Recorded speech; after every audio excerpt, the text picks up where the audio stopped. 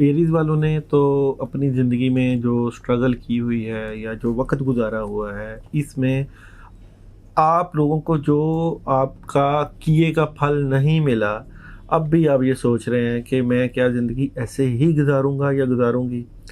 तो अब आपके पास जो इतने आपके पास काम इकट्ठे हुए हैं, इन सब कामों को सामने रख के आप सोच रहे हैं कि मेरी ज़िंदगी का क्या मकसद है? मैंने अगर इतनी मेहनत की है, घर के लिहाज से, घरेलू हालात के लिहाज से या दूसरे हालात से, तो मेरी ज़िंदगी का जो मकसद है, वो किस तरफ जा रहा है?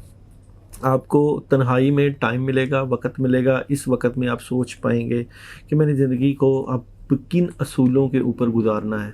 और इस तन्हाई में आप अल्लाह को भी याद कर सकते हैं, अल्लाह से मदद ले सकते हैं और अपने मामलात को जो है वो सोच समझ कर गुज़ार सकते हैं कि इन मामलात को कैसे बेहतरी की तरफ लेके जा सकता है।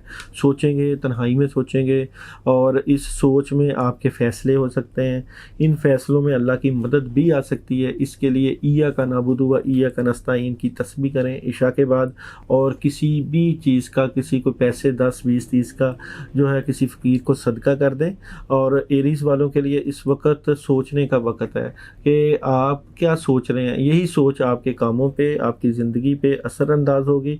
इसलिए डिप्रेशन नहीं लेना, परेशान नहीं होना, और ये नहीं कि आपके ऊपर अगर प्रेशर पड़ जाए तो आप सोचों में ही गुम होके अपने कामों को रोक दें जो आपके, क्योंकि आपके ऊपर ज़्यादा ज़िम्मेदारियाँ हैं, घर की ज़िम्मेदारियाँ होती हैं, अपने अहल-व-इयाल की ज़िम्मेदारियाँ होती हैं, काफ़ी चीज़ों की ज़िम्मेदारियाँ होती हैं। तो अगर आप ही परेशान हो गए तो ये वाला मामला आपकी ज़िंदगी पर असरअंदाज़ होगा। इसलिए ध्यान से सोच समझ कर अपनी ज़िंदगी को बेहतरी की तरफ लेके जाएँ और अपने अखलाक को और अपनी सोच को मुस्बत रखें।